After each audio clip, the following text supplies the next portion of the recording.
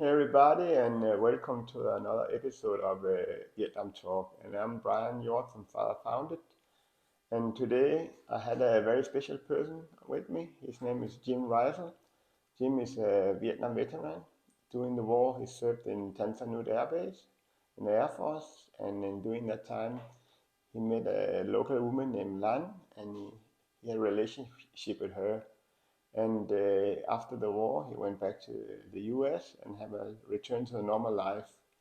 And later in life, he contacted me and Father found him, and he was actually trying to get help to look for her. And yeah, Jim found her, and since he become a good friend with us, and Jim is actually going back to Vietnam, and he's been back to Vietnam several times, and Jim had a very amazing story to share with us. So I really hope you can join my back and welcome to Vietnam Talk. And I'm really happy you took the time and the patience to be with me today. So, Jim, would you mind to tell the people who are you and what is your full name? Yeah, my name, well, I go by Jim, but last name's Reischl. All right. And Jim, you went to Vietnam, and how come you end up in Saigon in Tan Son Nhut Air Base? Well, because of Americans were getting drafted to go to Vietnam, and I didn't know much about it, really, other than what I see on the news. It didn't look like a place I wanted to go to, but so joining the Air Force was my best bet, even though it was a 4-year enlistment, which I didn't really like, but I figured my chances, if I went to Vietnam coming back, would have been better in the Air Force than it would be in the Army. True. But Jim, like a new generation, a lot of young people went to Vietnam, a lot of people from your schools, from your communities, friends, neighbors. Did you know anybody who went to Vietnam before you? Only some people that I was told went when I wasn't here, when I left to go in the Air Force in '66.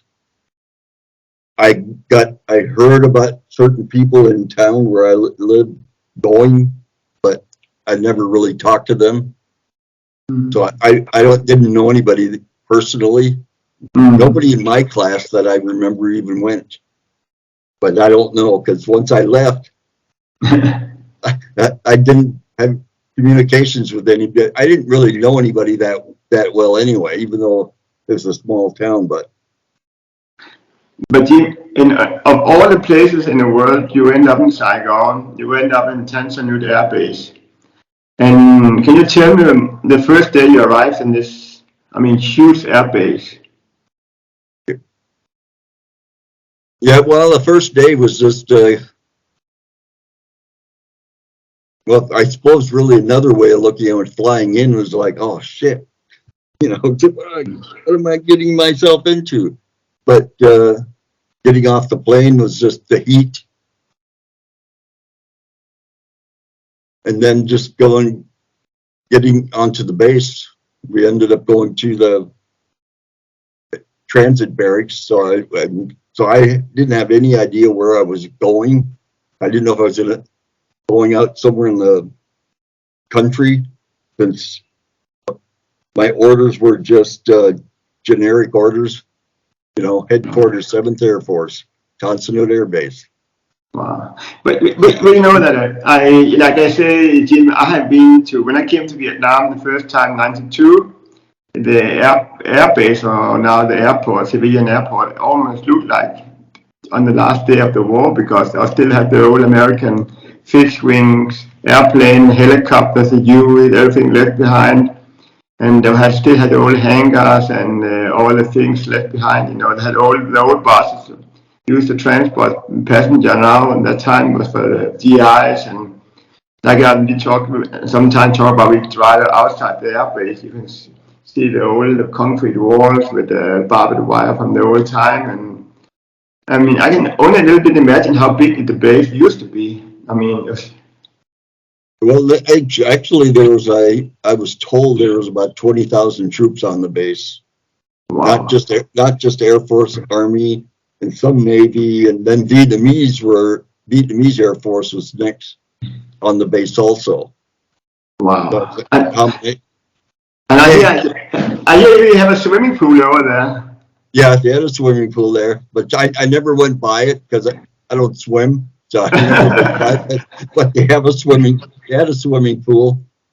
They had well, there's a certain area too where it's all the officers or people, 7th Air Force people were at, and they had pretty nice accommodation. Although where I worked was pretty nice. It was air conditioned.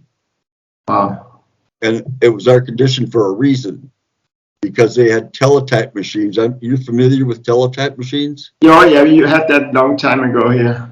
Yeah, you had those had to be in an air conditioned building, or else it wouldn't work right with the heat. Wow. Heat and humidity, they wouldn't work right. Where I worked was in this one building on the first floor, and it was in an air conditioned office because it was next door to the teletype machines, and that's where I got message. I worked in a message center. We'd get messages from the teletype machines, then we'd have to figure out where they went. That's all. Wow. That's what my job was. Wow. So how can you tell the people how is a normal day for you in Vietnam when you work? Or you wake up early morning, you go to the office, you got your coffee, and you start. Yeah. My schedule is weird. I call it weird. I work days and then I work nights, and then I had a couple of days off. Then I went days to work nights, and I had a couple of days off. That happened to me the whole year. I call it 2, 2, and 2. 2 days, 2 nights. What it is 12 hours a day. Wow. So 6:30 to 6:30. That's what the shifts were. Wow. There had to be somebody in that office 24 hours. All around the clock. Wow. So Jim, when you and me start to become friends, and you wrote me because you were looking for somebody, you sent me some old photo of some very interesting names of bars. James Bond, it sounds like more like a movie than an old shack in some place called Plantation Road. And then you had some tailor shops and other bars, and that's a nightlife during that time, not like today. But can you tell me about the nightlife? Well, I didn't know much. The first 3 months, I didn't go anywhere because I was too scared to go downtown. Just hearing too much of stuff going on, I didn't want to do it. But I ended up doing it with a bunch of people, and that worked out okay. Well, after going into town with them, or just off Plantation Road, it was next thing you know, I was going down there by myself all the time. Okay, this seems to be okay. Because I was so bored, I ended up drinking at the Airmen's Club on the base, and sometimes I got bored with it after a while. Yeah, I know. Listening to Vietnamese bands and stuff, and I just but that's where I ended up meeting Hoa. Yeah, I know. That's what we're gonna talk a little bit later about that, because I'm more, like I said, I've been to Vietnam first time 92, and so how Vietnam changed through the years up to now. And I guess you saw the same things, because I mean, you and me, we went together to Vietnam once. We met in Vietnam, and you took me to the Tudor Street, and even you didn't go there through the war. We still had a chat about the good old times, and I can just imagine you and the other guys in the 20s drinking Saigon tea and Saigon tea. Tell people about the Saigon tea. Come on, we had to know about Saigon tea. I never drank any, but I ended up buying it for the women that were in the bar, because else they wouldn't sit with you. Buy them Saigon tea, and it was regular tea. I thought it was whiskey. I hear they put whiskey together with tea. Some places may have done that. I don't remember that being done, but it's possible. I never asked about it. So I don't really know for sure. So, Jim, how do you compare? Now we talk a little bit about the nightlife because you, me, and our friend Hong used to hang out sometime drinking a beer. Some of the people play pool, we chat with the local people, we had a good time. How do you compare the nightlife or the bar or everything today, doing compared to the time when you surfed over there? Well, see, the thing is I didn't do much nightlife there during the war, other than once I met her, and sometimes I took time to just go downtown. I just walked around downtown and looked at things. I didn't really hit any bars down there, and so my nightlife most of the time was going to see Wah and coming back to work. I just spent time there, so I didn't do much. So now when I went this recently with Hung, when I went back, it was just like, wow, it's a lot different here. I can imagine that. I remember some of the areas we drove around in Saigon that are still there. There's some of the buildings that are still there that I do remember. The buildings. I know. This is still here. Wow. But Jim, of course, when you and me got together first time and you write to me and write for help, you sent a photo of a young Jim and a young woman. What's the story? I know the story, but not everybody knows the story. Well, I met her in that bar on just off of Plantation Road with the guys, and I actually started going to see her all the time pretty much after that. Wow. That's where I wouldn't go when I worked days. I didn't go see her.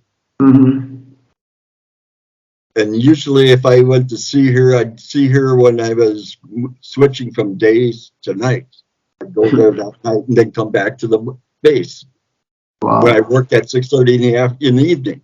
Wow. Then I didn't go see her again until I got off at 6:30 in the morning of my second night shift. Wow. And then I wouldn't even go back to my hooch. I'd just go straight to her place. And then stayed there until I had to work at 6:30 in the morning. It sounds like you're a busy man. So that's what I did for the whole year once I met her after the 3 months. Wow, but you never had this in your mind. It could be dangerous. I mean, you hear things that those women probably they are with you, and probably they are with the Viet Cong, or probably they are spies, or probably you don't know who you're dealing with. It's a chance, isn't it? Or it's just love. It was. I didn't know any of that. All I know was when I met her the first time, I went into the bar with those guys, all those other guys I was with. She was sitting way back at the end of the bar, which the other women came up and sat with the other guys, and they started trying to get her to come to sit with me, and she just Scary, shy. Yeah, shy. But I was told that she had just started there, and she had just come to Saigon. Recently. So she wasn't sure what she was supposed to do or whatever. So I'm going, oh, great. No Saigon beer this time. No. Wow. But I mean, Jim, I know your story, and not everybody know your story. What happened with this relationship and what happened after? What happened with it? Yeah, because you went back to the US, right? Well, okay. I came in July of '69. I left, I was scheduled to leave July 4th of '70. But in about May of that '70, I'd say, I got to tell her I'm going to be leaving. I'm not going to stay here. Wow. I ended up telling her that. I think right around May 1st, somewhere in there, but I don't know if she understood, but she didn't speak a lot of English. I had issues with that, but she did okay. But I ended up telling her that I'm going to be leaving in 2 months. That's it. I'm going to go back on the base probably the first week of June and stay on the base the rest of the time until I left. Because I didn't want to take any chances the last month. Oh, sure, of course. But a week later, she tells me she's pregnant. I'm going, What? hold on. Not what you expected.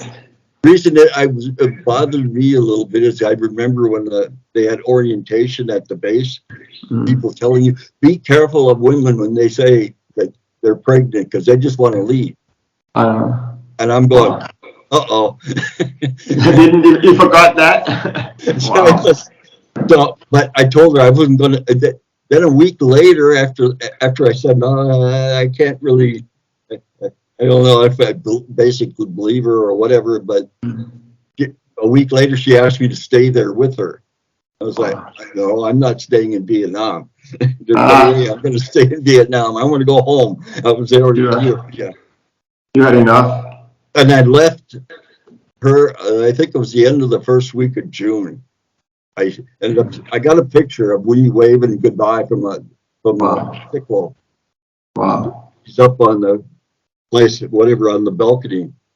And that's the last I saw her until I wrote a letter to her when I got back, and I never heard from her. And I just like, well, nothing much I can do.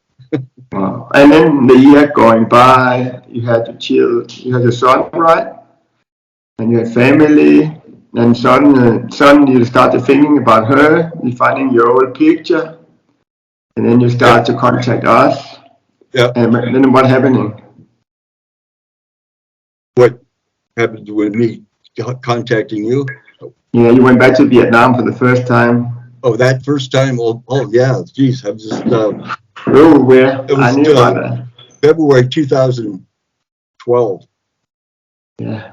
And actually, you actually sent me Hung's email, so I made a decision to go because I ended up getting diagnosed with. Well, I went to the VA hospital here, and the guy tells me about disability and stuff, and it's like I ended up applying for disability because of those at Agent Orange stuff, which I didn't know was on the base. Of course, how could you know this basic secret?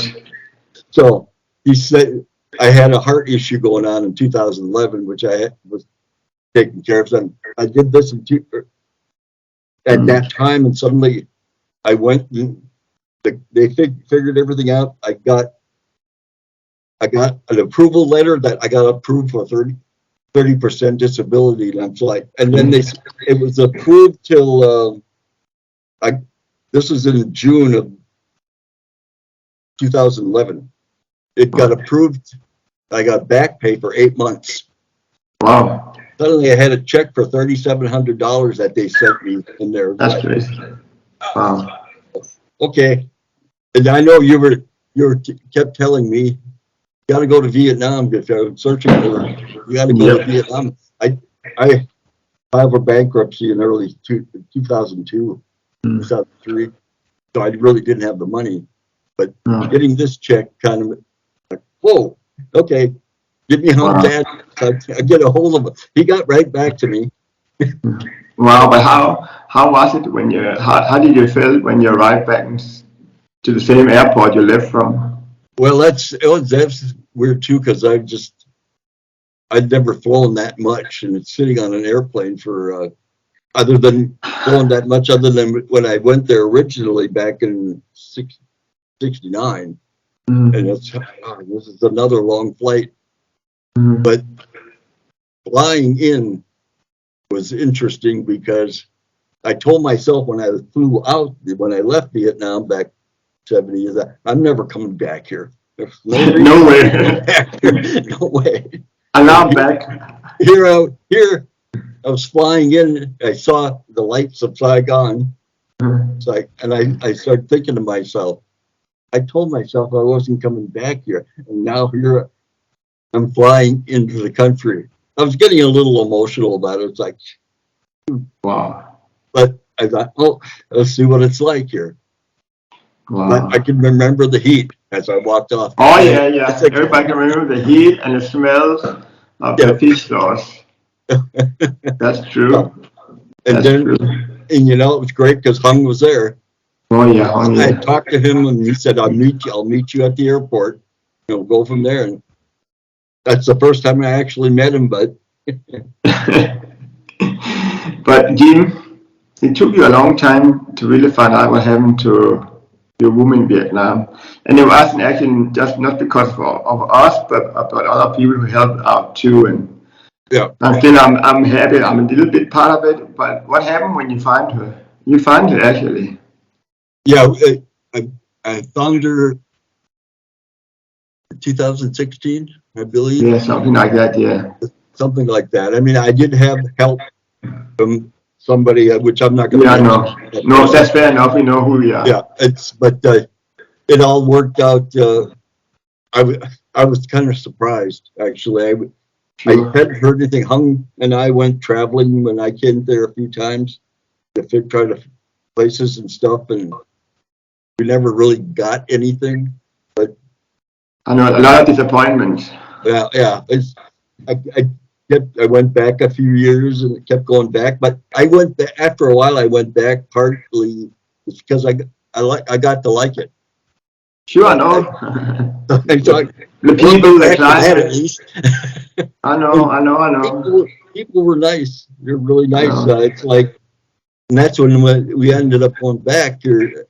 I ended up finding out from her, or finding out that because there was an ad in a newspaper that we had put, and suddenly that person got a hold of me and said, "I think we may have found her." And it's like, what? But I was asked more questions to relay all this relay back and forth and stuff. So, and it got to a point where I said, "Hung, can you do me a favor? I send you some money here. Could you go down to where she is and see if it really is her and spend a couple days with her?" He said, "No problem. You don't need to do that." And that's what I did. And he came back and I had pictures. I had 2 pictures I gave him. He said, "Show this picture to her. See if she remembers. She'll tell you who the name of that person is and whatever." Another female that was supposed friend of hers that she didn't even know I remember me taking the picture because I took it at a really quick time with when both of them were laying down. But so figured that's good verification for me. It is indeed. It's like you can lift up the evidence. Yeah, my evidence. That was my evidence. And he told her, and sure enough, she started going out and telling her about this lady and blah blah blah and what they were singing. They were singing something. And they were Vietnamese nursery rhymes. And I knew they were singing something, and I didn't have any idea what it was. But so, and that's how it really probably. She then sends me a video of them. Ends up connecting with me like Skype and stuff. Yeah. I was laying on my couch watching TV and suddenly I know. I can imagine how I'm doing this.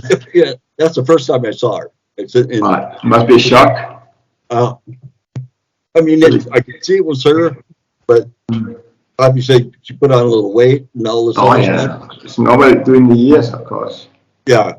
So and then when I find out she was married at the time. But so and then we ended up talking about a little bit there, not a whole lot. We didn't say, that's when I decided, well, I'm going to go back. This is in September of 2015. When I had a little. That's when it's like. Yeah, actually, Jim, you became so famous. You went into the Washington Post and other magazines. I mean, you're the most famous man, and this during this year, I mean, you're kind of a fairy tale, I mean, something it's not possible to do, but you did it. I mean, against all odds.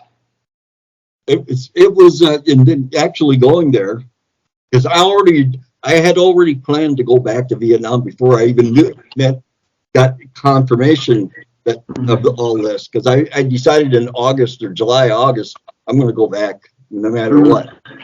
I didn't expect anything to really happen, and then suddenly, okay, now I guess we got to meet. Wow. So I started thinking about when to go back and when to do all this stuff, and that's when we went down to the Delta with a bunch of people. So, But Jim, still, I mean, I don't know what you expect or what she expect. I mean, I know the connections you had during that time, during the war, is not the same as you had today, right? The years oh have yeah, changed. I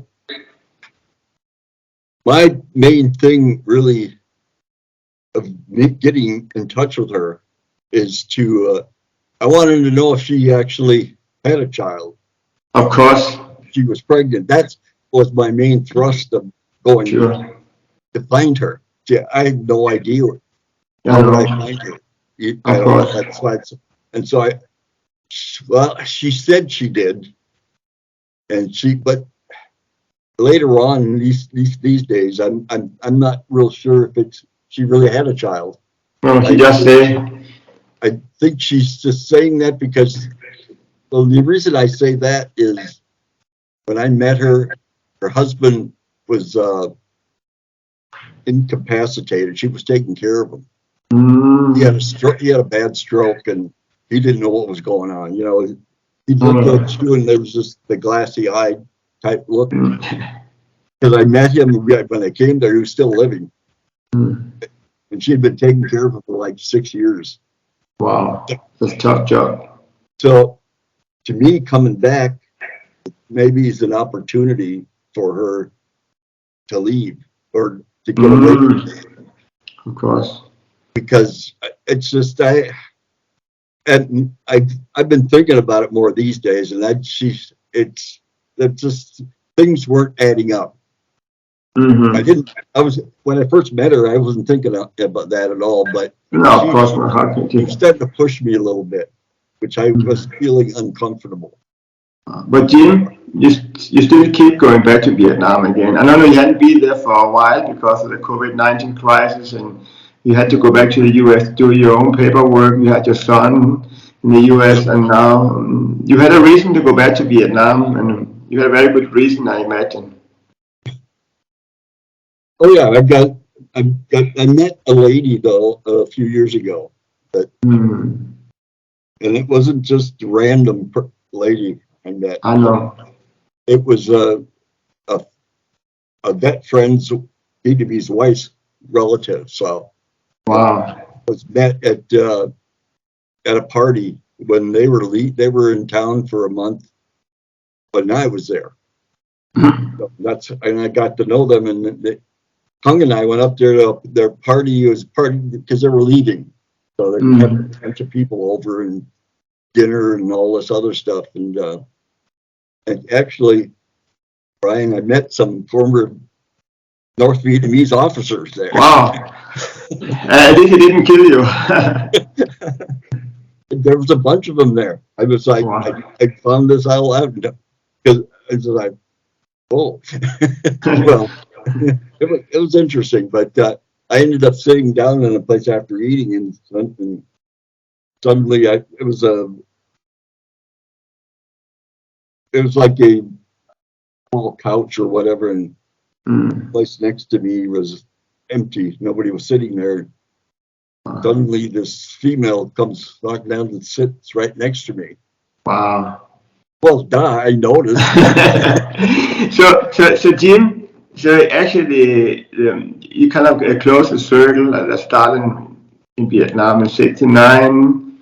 Now you're coming back to Vietnam, hopefully going back to Vietnam again when the situation of the visa, everything is stable again. You stay with your woman, and so you see, you have your feeling that your future belongs back in Vietnam. Yeah. Like I said, 10 years ago, I wouldn't even, that really 10 or so years ago, I wouldn't have, this thought wouldn't have probably even been there, but I don't know. It's like I had to go back. Sure.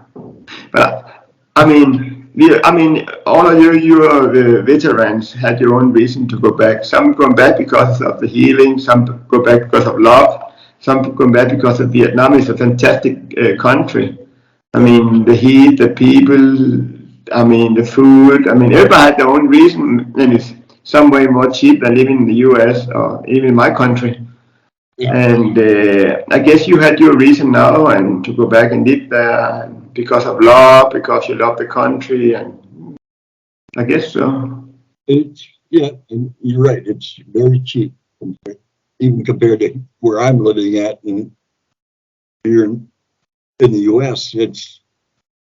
It's reasonable here, but nothing is still compared to Vietnam. I save money when I go over there. Yeah, I know. Spend money, but I save money. True. Jim, you know, I and Father found it, home, me, everybody know you for so long, and I'm so happy that you took your time to be here with me and share your life. And I really wish you the best when you come back to Vietnam. Well, thank you. I'm hoping soon. I'm sure I'll let you know. Thank you, Jim, and take good care of yourself. Okay. Bye bye. Bye.